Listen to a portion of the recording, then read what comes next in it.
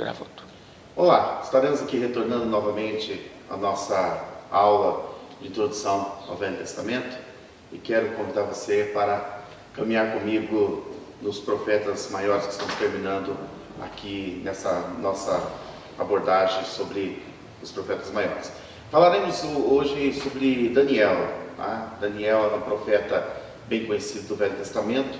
O nome de Daniel é Deus é o meu juiz. Tá? Daniel ele foi levado cativo para a Babilônia, aproximadamente ele tinha seus 16 anos de idade. Tá? Algo interessante que nós conhecemos na história de Daniel, no início do livro, é quando ele decide trocar as iguarias do palácio por uma dieta vegetariana, de legumes. Né? Essa dieta foi benéfica para a saúde, não somente de Daniel, mas também para os seus colegas, né, os seus companheiros que estavam no exílio. Né? Então, o texto diz assim: e Daniel assentou-se no seu coração de não se contaminar com a porção do manjar do rei, nem com o vinho que ele bebia. Né?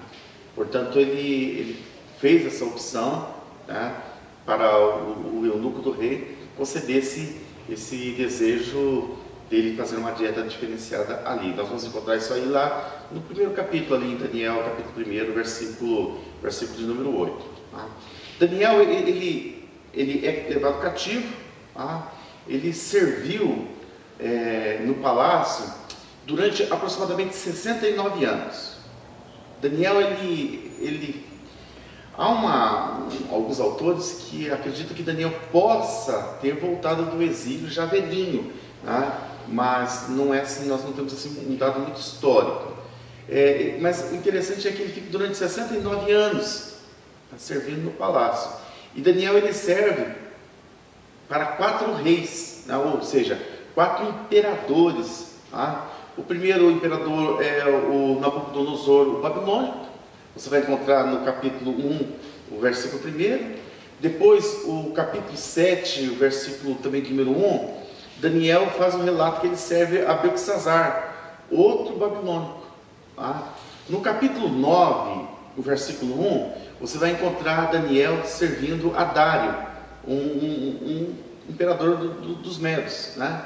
E no capítulo 10, o versículo de número 1, você vai encontrar Daniel servindo ao persa, conhecido como o imperador Ciro, o persa. Né? Então você pode ler o capítulo 1, 21, 6, 28, aí você vai encontrar esses parâmetros e também esse acompanhamento do Daniel servindo a esses 4 imperadores. Né? Então, entendendo, Daniel, profeta do cativeiro. Tá? E além de Daniel ser um profeta do cativeiro, interessante nós entendermos que Daniel, além de ser um profeta, ele teve uma atuação política em todos os impérios. Tá? Então, hoje nós, contextualizando um pouquinho o texto, hoje, quando nós vemos alguns cristãos na política, não é uma coisa nova, porque Daniel ele serviu um ministério profético, no entanto, um ministério também, um ministério político. Ele serviu a esses governos como uma espécie de um consultor, na verdade. Espero que os nossos políticos de hoje sejam esse referencial de consultor para a nossa nação, ok? O livro ele é considerado apocalíptico. Tá? Quando você lê Daniel, você enxerga um apocalipse do Antigo Testamento. Tá? O Daniel é o apocalipse do Velho Testamento. E nós podemos dividir em 2 partes. Tá? Primeiro, o conteúdo de Daniel é um conteúdo da história. Né? Ele fala sobre a vida do profeta. Então, se observarmos o livro de Daniel, ele é considerado o apocalipse do Velho Testamento. Tá? Então, se tem um livro apocalíptico, é Daniel no Antigo Testamento. E o Daniel, nós podemos fazer essa divisão dele em 2 partes, que é muito interessante. A primeira parte histórica. Tá? A parte histórica fala sobre a vida do profeta. Então, a primeira parte histórica vai do capítulo 1 ao capítulo 6. Nós vamos encontrar toda essa narrativa histórica do profeta, a vida do profeta, narrada nesses esses primeiros capítulos. Logo após, né, ele vai falar então, dessa questão mais apocalíptica, né? Fala sobre os últimos dias, do capítulo 7 ao capítulo 12, então vai trazer toda essa estrutura apocalíptica do livro de Daniel, como eu disse anteriormente, é considerado um livro apocalíptico do Velho Testamento, né? Não só no caráter apocalíptico, mas ele traz a mensagem do Deus, né, que é soberano, tá, e tem todo o poder e todo o controle, tá?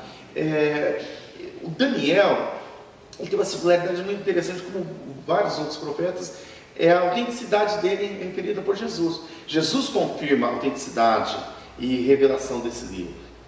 Você vai encontrar lá no Novo Testamento, no Mateus 24, 15, Jesus dando a autenticidade, a revelação e a literatura do livro de Daniel. Então, Daniel ele é um livro do sobrenatural.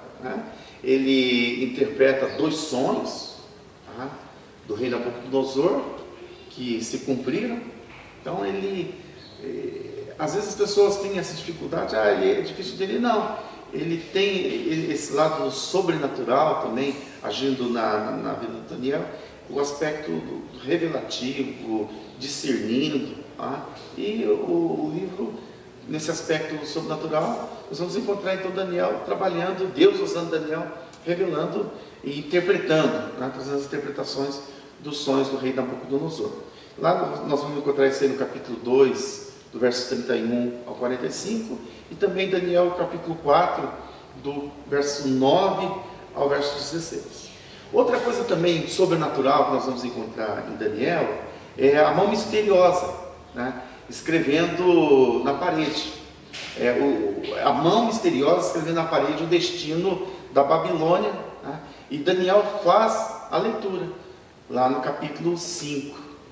É interessante nós observarmos que a mão é misteriosa, mas a escrita não é misteriosa.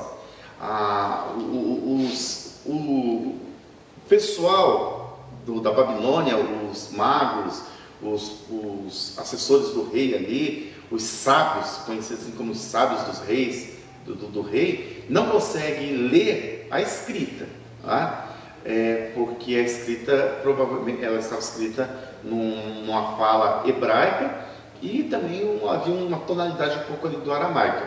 Então, a escrita só Daniel conhecia, mas a mão segredada ali era a mão misteriosa que aparece ali no capítulo 5 de Daniel. Outra coisa interessante é os companheiros de Daniel, que nós conhecemos a história, por negarem, se negam a se ajoelhar diante da estátua de Nabucodonosor. Eles são lançados no forno, e salvam milagrosamente. Você vai ler isso aí no capítulo 3 de Daniel. Então, Daniel ele interpreta o sonho do rei, e além de interpretar o sonho do rei, nós temos também ali a questão da estátua, de cabeça de ouro, e aquela estátua enorme, cabeça de ouro, com os pés de barro, do capítulo 2, do versículo 26 ao versículo 49. Então nós também temos ali onde Daniel ele interpreta para o rei a questão do sonho que o rei tem sobre essa estátua. Outro aspecto interessante do livro de Daniel interpreta o sonho do Nabucodonosor, lá no capítulo 4, o sonho e ele diz que o rei vai ficar louco.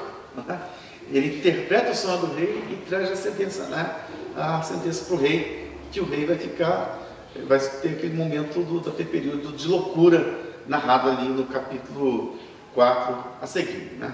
Também o que mais nós conhecemos é Daniel sendo lançado na cova dos leões e salvo também milagrosamente. Então, esses são assim alguns eventos sobrenatural do Daniel. As profecias de Daniel falam sobre o Israel. As profecias de Daniel também são direcionadas a Israel.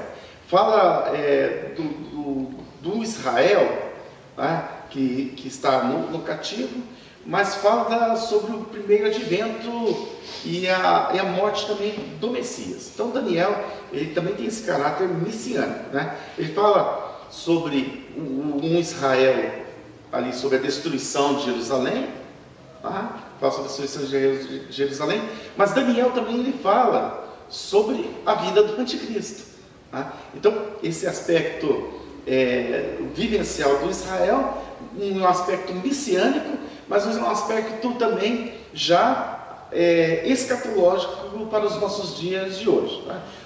É interessante que o livro dá detalhes sobre até a personalidade do anticristo. Então, no capítulo 11, versículo 36 ao 39, nós vamos encontrar Daniel falando do aspecto e dando detalhe na questão do anticristo, né? No capítulo 11, 40 ao 45, Daniel vai falar sobre a batalha do Armagedon, tá? Que nós conhecemos mais esses fundos escatológicos do Daniel, a grande batalha do Armagedon, tá? E, como eu falei anteriormente, lá no início, ele é constituído como autoridade. Daniel, ele tem esse aspecto, uma autoridade sobre o presidente das províncias, tá? Então, como seria hoje um governador de um estado responsável pelos prefeitos de cada município. Então, Daniel, ele era autoridade, né, sobre os presidentes das províncias do reino, tá? Por esse motivo, ele sofria esses ataques, e por esse motivo da inveja dos babilônicos em relação a Daniel. Você vai encontrar no capítulo 6, ali no verso 1, no verso 3, já tem essas narrativas, né?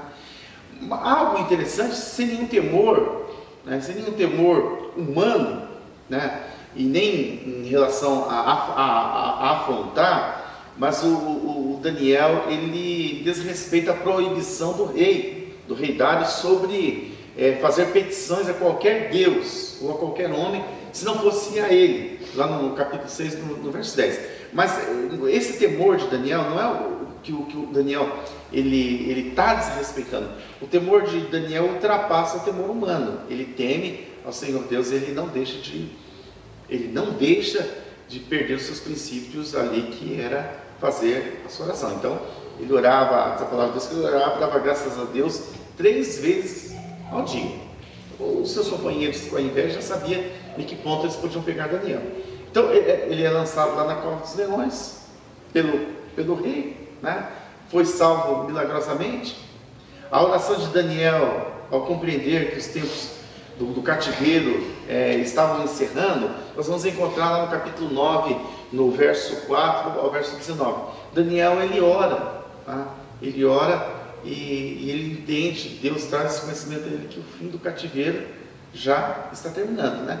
No final da sua oração, o arcanjo Gabriel desce e dá para ele detalhes, instruções e também revelações, ali no capítulo 9, do 21 ao capítulo 23, onde nós conhecemos bastante sobre essa questão do jejum, da batalha de Daniel, ali no livro de Daniel, tá? No capítulo 9, entre os versos 26 e 27, há um espaço interessante nós observarmos aqui, a título mais de curiosidade. Então, no capítulo 9, do verso 26 ao verso 27, há um espaço mais ou menos de 2000 anos, tá? 2000 anos, tempo em que nós poderíamos chamar da decorrência da dispensação da igreja, tá? Então, quando você dá uma lida ali no capítulo 9, 26 ou 27, dá uma olhadinha assim, que Daniel já está mostrando a vinda e a nova dispensação da igreja de Jesus, okay? O profeta Daniel foi um homem de muita oração, tá? Um homem de oração, e não sei se essa palavra é correta, muita oração, mas era um homem que tinha uma prática de oração e de jejum, tá? Aí observarmos em Daniel que as suas profecias elas eram descritas em visões. Daniel, ele se dirige muito na questão fala, mas as profecias de Daniel elas eram descritas através de visões. Deus dava as profecias para Daniel. Ele é um pouquinho atípico de alguns outros profetas, que ele recebe muita visão e ele transmite a visão de Deus. Tá? Então, às vezes tem essa pouco dessa dificuldade de entendermos os aspectos simbólicos ali no livro de Daniel em relação às profecias. Então, sempre que ele recebia uma revelação de Deus sobre interpretação do sonho ou profecia, você vai encontrar esse aspecto muito interessante. Daniel louvava o Senhor com palavras de exaltação, né? Tipo, Deus é de minha dependência, a minha dependência humana está totalmente em Deus, né? A minha dependência humana está totalmente na criatura de Deus. Você vai encontrar isso aí no capítulo 2, no verso 19, no verso 23 e no verso 28. Ele tem esse aspecto muito interessante, recebe e ele louva a Deus, né? No capítulo 2, verso 30, Daniel ele expressa essa palavra assim, ó: a mim me foi revelado esse segredo, não porque haja em mim mais sabedoria do que todos os viventes. Então, olha só, ele não se considera, eu sou o cara, não, a mim foi me revelado, né? Eu não sou melhor do que ninguém. Deus simplesmente achou misericórdia, achou graça em mim e me revelou o mistério dele. Então Daniel é chamado muito amado, né, no capítulo 9, né? Ele, no capítulo 10, verso 11 a 19, você vai encontrar essa fala assim: homem muito amado, muito desejado, né? Deus envia um ser celestial em resposta à consagração de Daniel que nós falamos durante aquelas 3 semanas do jejum e a oração ali do capítulo 10, do verso 2 ao verso 14. Miguel, o arcanjo, um dos primeiros príncipes, ou o grande príncipe, é o protetor e defensor de Israel, né? Deus envia para trazer uma resposta à consagração e ao jejum de Daniel. Nós vamos encontrar isso aí no capítulo 10, ali do verso 13 ao verso 21, no capítulo 12, no verso também de número 1.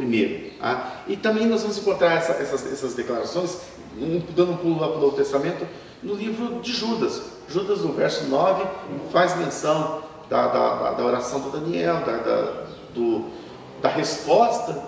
E também lá em Apocalipse capítulo 12, versículo 7, você vai encontrar também a narrativa do Senhor Deus em relação à resposta da oração de Daniel.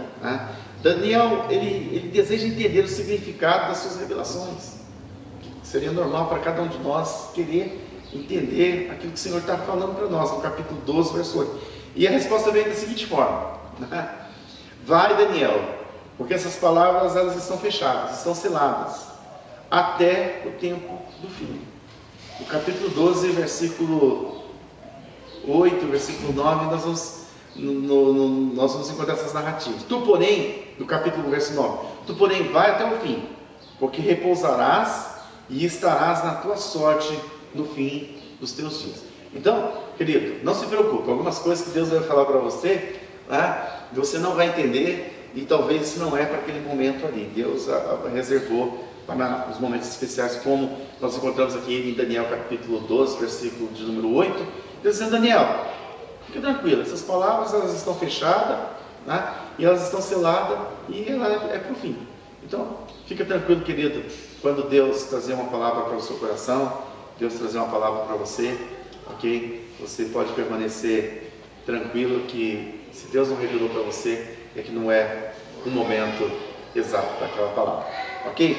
Então, terminamos aqui a abordagem do capítulo do livro de Daniel, a abordagem dos profetas maiores, e nós daremos sequência agora a falarmos um pouquinho sobre os profetas menores. Deus abençoe. Já retornamos então com os profetas.